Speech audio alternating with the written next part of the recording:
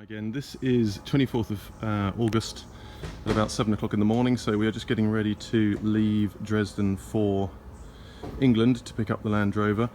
And this is the trailer that I have, which is a 6-metre trailer, and we're all set to go. So I shall do some updates on the way, but yeah, this is the first stage. Right, so just a quick update. We've done about 300 kilometers, which is about a third of the way, really, just under a third of the way. And it's pretty slow, got to go 100 kilometers an hour, which is about 60 miles an hour, but slow going, but it's fine. So we'll just truck on. The weather's not too hot, it's a bit rainy, and yeah, we'll see how we get on. Right, so we made it to Calais, and it is 7:30 in the evening, and they've put us on the 7:55 crossing, and yeah, so we're here, no problems. It's rather windy and a bit overcast, as you can see, but yeah, 1,000 kilometers, and we're almost there.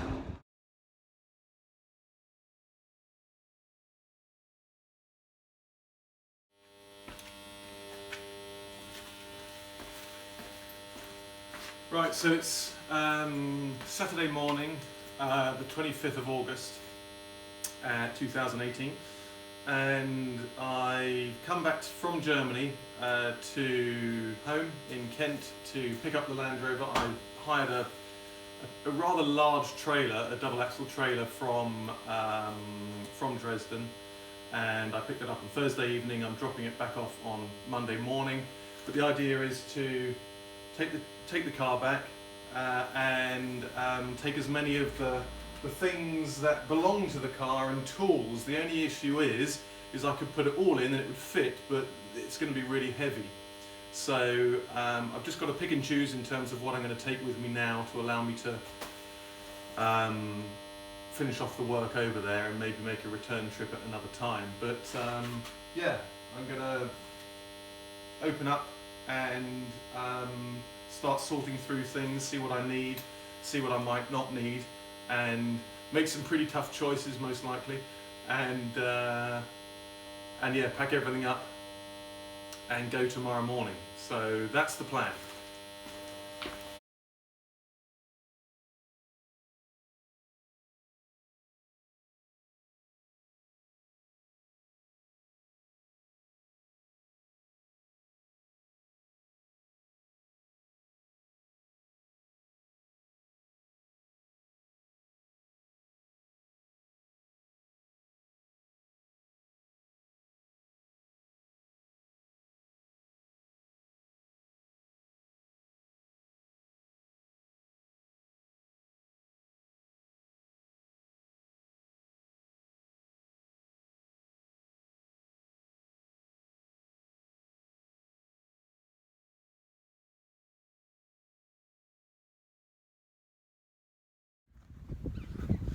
Right, so I have put my hand over the lens, bought the Land Rover round, put everything in the back, so I'll just show you that now. So I'm still, as I said, worried about the weight of this thing, but I've put pretty much everything that I think I need, which isn't everything that's in the garage obviously, but all the bits that belong to the car, minus a few things of course. So I just have to see how it goes. I'm not going to bring my moped with me because I think it's just going to end up being far too heavy for this thing. My BMW can pull 2.3 tons, and this trailer, which is massive, I think it's about 6 meters, weighs, let me have a look, oh, can't see. She said about 700 kilos there. It doesn't actually say how heavy it is, it just says what it can take. So anyway, but it's really heavy. I came up the Dover Hill yesterday evening after coming off the ferry, and the car was sort of not particularly struggling, but you could certainly notice the weight. But actually on the motorway all the way over, the 1,000 kilometers that I did yesterday, was all right. So I went 100 kilometers all the way, which is about 60 miles an hour, and it was absolutely fine. It didn't jump around or anything, probably because it's just so heavy, but the drive was really good. And strangely enough, we usually use on that trip 1.5 tanks of petrol, and we did exactly the same yesterday. So for the X5, it doesn't seem to matter if it's pulling a 700 kilogram trailer or not. It still uses exactly the same fuel, which is very strange. But I dare say it'll be very different when that is on the back, because that weighs, with all the crap in the back, about 1.5 tons, I reckon.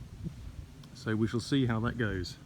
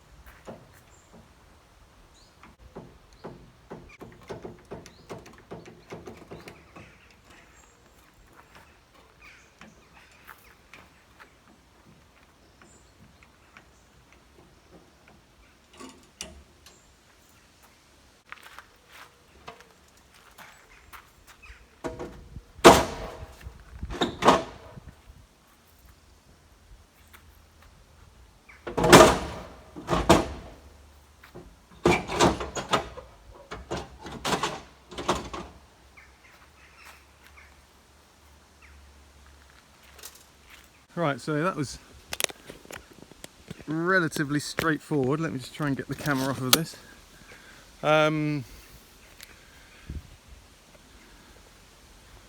Yeah, I noticed when I first put it up there, I put it too far back, because when I tried to wind it back, you probably saw on the video that it just was really difficult to wind and was probably lifting up the car a bit. But that is, I don't know, with the weight in the back, and the engine, the weight of the engine in the front, and what I mean by the weight in the back is the extra weight with all the tools and everything, that started to wind down much easier, so I reckon that's probably pretty well balanced. So yeah, I still need to go and get some fuel for the car, so I do need to take the car off the trailer, or the other way around, and I'm not sure, I hope that jockey wheel will be able to support the weight of that car on there. We shall soon find out, but anyway, that is on there for the minute, and it's pretty cool. So that handbrake works really well, because I don't know whatever angle that was, but it just didn't budge at all. So you might have heard the normal brakes squeak like crazy, because they're not too sharp at the moment. I think they might need bleeding again or something, but we shall see when I take it to Germany. But otherwise, I've still got this issue here with the Land Rover being lopsided. You can see it pretty well on this trailer, and I've spoken to Paddocks about the springs. Of course, the first thing they went to was the warranty. Oh, they're out of warranty, which wasn't too promising, especially as they're brand new essentially. They've just been stored since I bought them. So I mean, it's really one of those things with a restoration. You know, you buy things in anticipation of doing them like within a couple of weeks or months, but then it ends up being a couple of years until you actually do them. So it's tough in terms of warranty issues, because you find out that something's not right, but they're out of warranty because it's taken you so long to put them on. So the only thing I can really recommend is, when you're planning a restoration, it always takes far longer than you anticipate or sort of really want.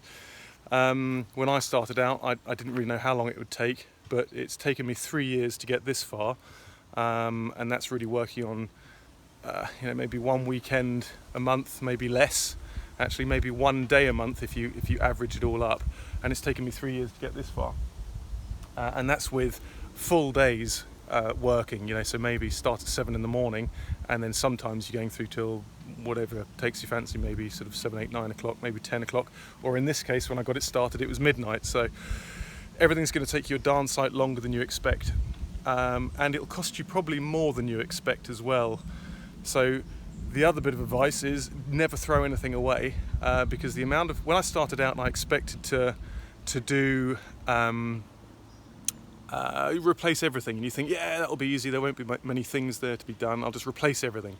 But it gets far too expensive unless you're very wealthy, and it's just, money's no object. Then keep everything, because the amount of things that I've reused on this car but not expected to reuse is quite phenomenal, especially in the completing parts of it, in inverted commas of course, because it's not finished, but things on the interior, all those nuts and bolts, just keep them all, because if you bathe them, you clean them up, bathe them in WD-40, and they just reuse them, because essentially this car is now, with all the work and money I've put into it, it's not going to be an everyday car, it's going to be looked after. So when you're looking after them and maybe not using it on a farm or using it all year round and leaving it outside, then those things, if you grease them up, they'll probably last the rest of your life.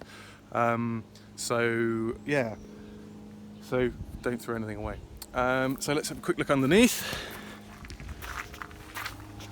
So as you can see, I've left all of the panels at the moment original, because when I bought it, each panel was pristine and the whole car was restored, and I have put every knock and dent into this car except for this one, which was my dad. And I remember him doing it, and he didn't really seem too bothered at all when he told me he had done it, which annoyed me at the time, but there we are. It's bloody huge as well. He said, oh yes, I must have caught it on the way out of the garage. And I'm like, yeah, you sure did, because that's quite a massive dent. Anyway, sills, I've got new ones, they're coming. They're actually right there, they're not coming, they're in there. And I've got quite a lot of work to do on the rear tub. That's quite a bad dent actually. Yes, so I'll have to see how I can maybe get that out. Might even leave it, I don't know. I've got no experience with aluminium bodywork, so might be able to heat that up, might not. Might be able to take that out, might not.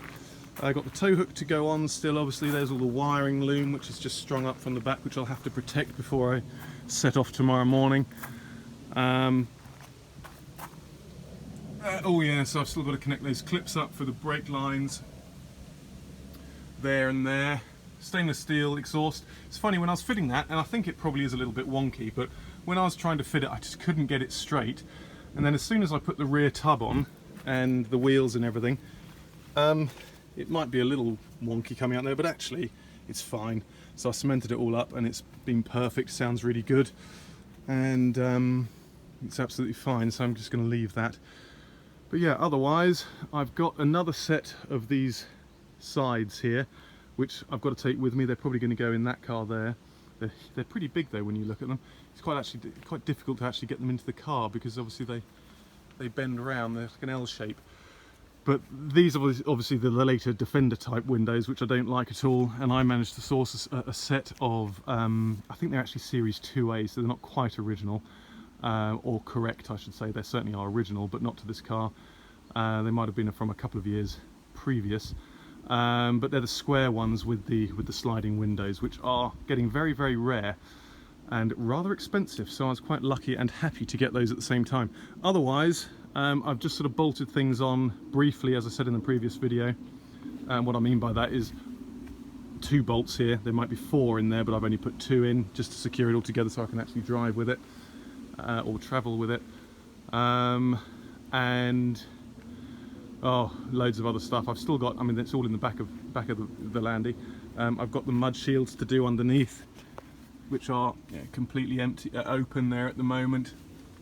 It's amazing. It doesn't matter how much sealant or gaskets or tightening you do, everything starts to leak again. So this bloody steering box, I don't know if it's just weeping or what, but it's got a little drip there. I mean, everything looks fine now because it's only just been put on this trailer, but you leave it at night and stuff starts to come off. I've just seen some spattering on the back there. I've got a little leak there. It starts to collect on these screws, these sump screws, so I think I might need to actually put some sealant on the threads of the screws because I reckon it's coming through there. But again, we'll have to drain that out, drain that gear oil out and start again on that one because that's actually quite a bad leak. But I'm happy that there are no leaks so far on the outputs of the transfer case, because that would be a real pain. But anyway, I had a little leak there up from the oil filter, which I tightened up, but you have to be careful with that because obviously there's a specification on that, a torque wrench setting, and a little leak around the corner here. Where are we? Up there, I think from that little bleed nipple from the wheel hub, but seems to have stopped, and all I did there was put on some PTFE tape on the thread of the nut, so on the thread of the bolt, sorry, so we'll see. But yeah, otherwise it's just sort of slung together here really. I mean, you could use it. I mean, having driven it around for the last couple of days, it's actually been fine, but I don't think I'd drive to Germany in it, that's for sure. Especially as I haven't been able to change this setup here yet, which is wrong. I ended up putting, this is quite a good note, ended up putting this low ratio lever the wrong way round, which means I'm happy that I found the problem, but it means that I can't select high ratio. So I haven't been able to test the Landy in high ratio yet, because the lever just bangs on the bulkhead. There's not enough space. So I've actually that fitting there actually goes the other side of the drop down on the gearbox. So I still need to do that. But yes, otherwise I'm not really going to get much of a chance to test it here on the drive because it's very short and turning it around will be a bit of a nightmare. So the first test will be when I drive it tomorrow.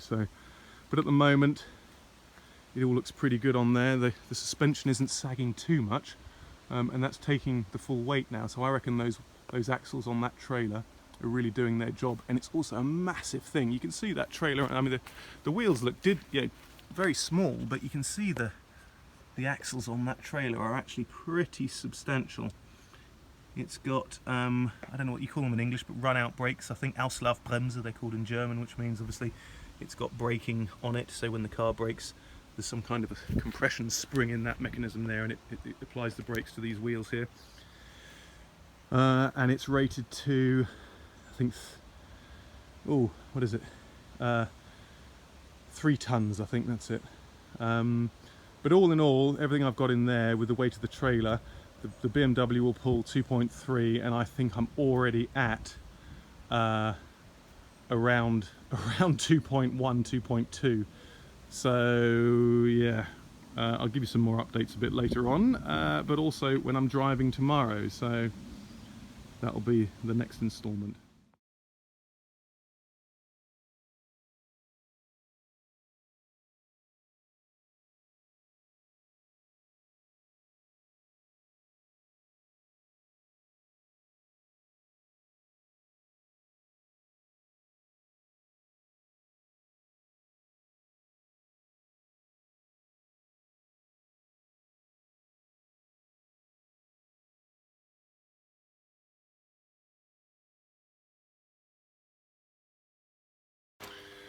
So everything is pretty much out of the garage now. Don't know if you can see behind me, but it's all looking pretty empty.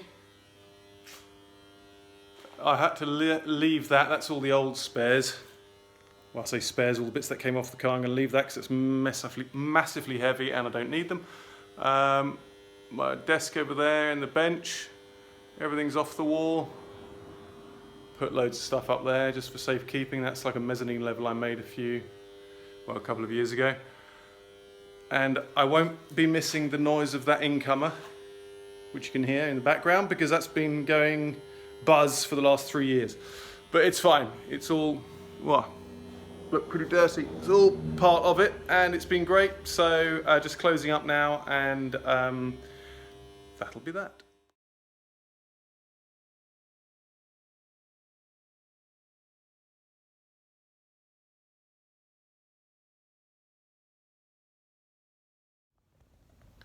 Right, so it is 6:30 in the morning, or more or less. I started off as early as I could today.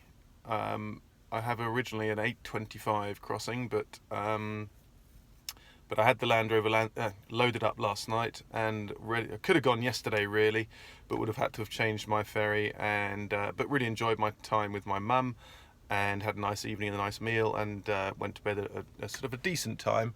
But you can just see in the back there is the Land Rover on the trailer.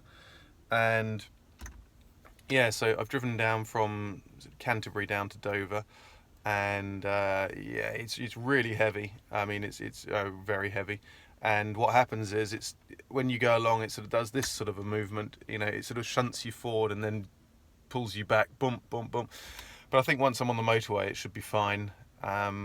I came down to Dover on the motorway, but didn't really get a chance to start cruising very well.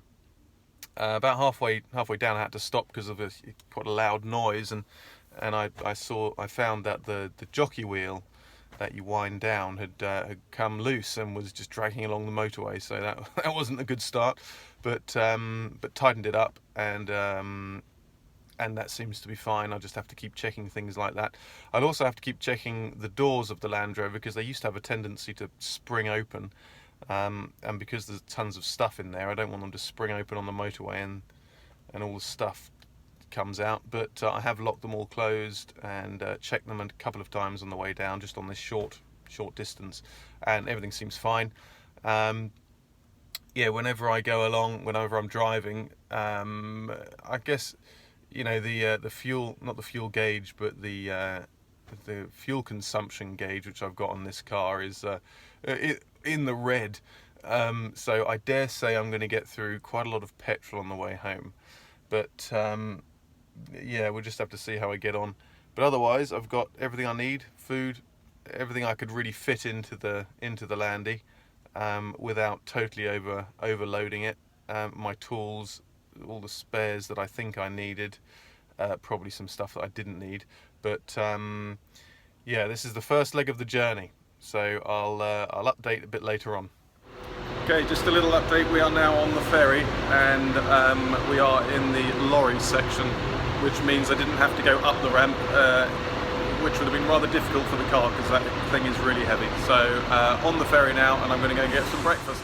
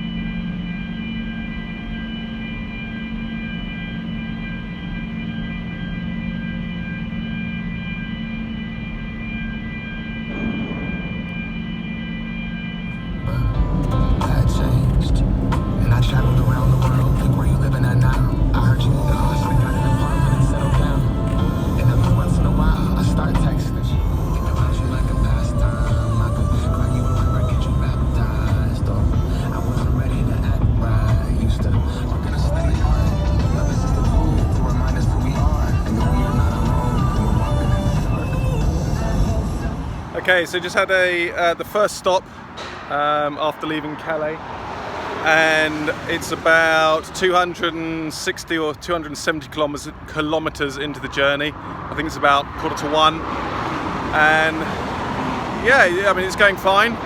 I think I've used almost half a tank of petrol, so using more than usual, but that's obvious because it's really heavy. But it's pretty stable, the trailer.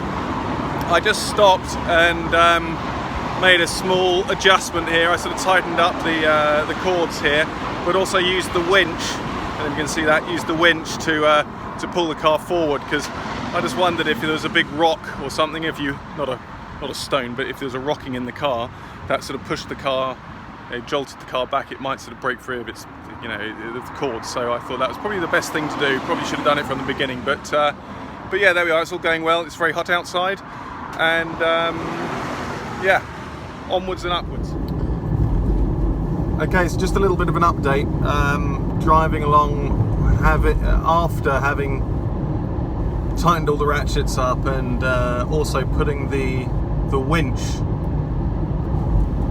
on to attach it to the front bumper, it's really stopped the car from rocking forwards and backwards on the actual trailer, and it makes a massive difference. I mean, really quite a noticeable difference with the drive.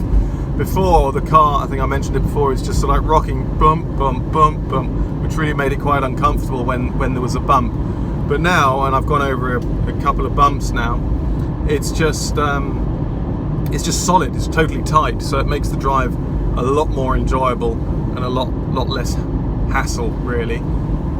It just makes it all the more smoother, which with trailing something of this weight is really important. Anything you can get. But also, I'm in Holland at the moment, and the roads are just beautiful. I mean, this road in particular, it's I think it's the A16, and it's yeah, it's got a great surface. It's almost like a mirror, so it's lovely to drive on. But yeah, we're just under half tank of petrol, and I think we've done, I have to have a quick look, 144 kilometers, so yeah, quite a long way to go yet, not even halfway. Yeah, 500 kilometers is halfway, so but we're getting there slowly but surely. I think it says I'm going to be home at about 7:30 this evening, but of course I'm going to have to stop for petrol, most likely twice, and I might do it in just one stop, but that's going to take half an hour. So I'm banking on being home at about 9 o'clock. But then of course I've got to take the Land Rover, which is obviously on the back. I've got to take it up to my garage, unload it, and then take the trailer back too. All of which will take some time. So I won't be back very early at all, but I'll still see the kids, and I'll phone ahead and let them know that I'm coming, so they can look out the window when I come past later on. Yeah, so that's that.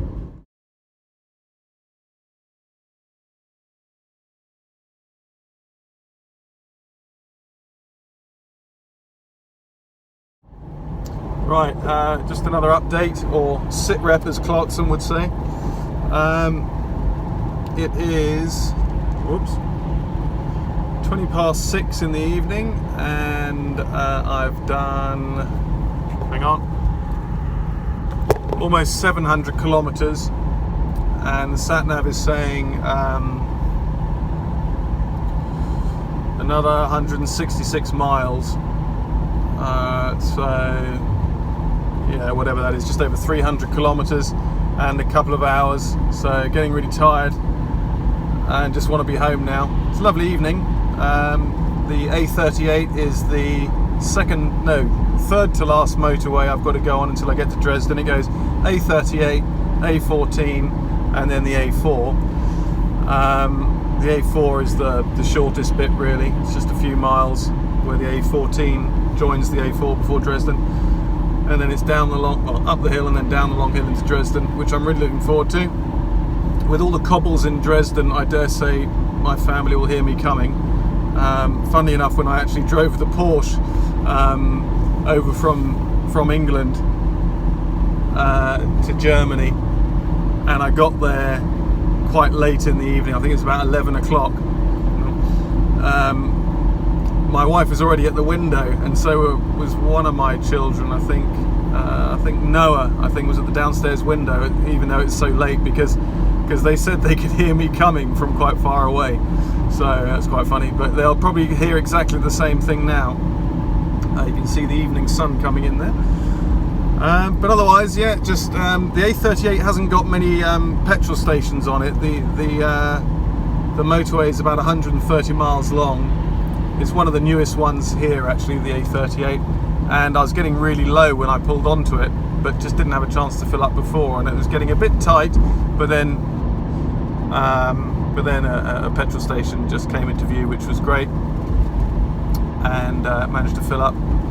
So all good. I won't need to fill up again before I get to Dresden. That'll be fine. I've got myself some water, and yeah, not much to report really. Land Rover's still on the back. The clutch is still working on the car, so can't complain.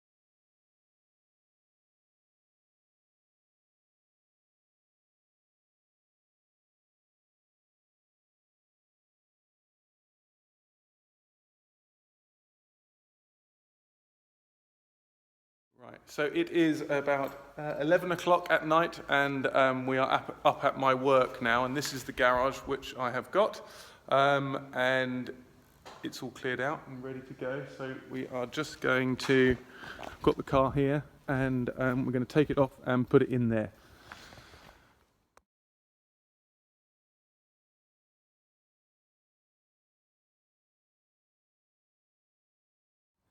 Okay, so the Land Rover is now in the garage here. It's a massive garage, as you can see, and it's a bit of a strange floor here, but I have to sort of sort that out because it doesn't quite fit over those two things.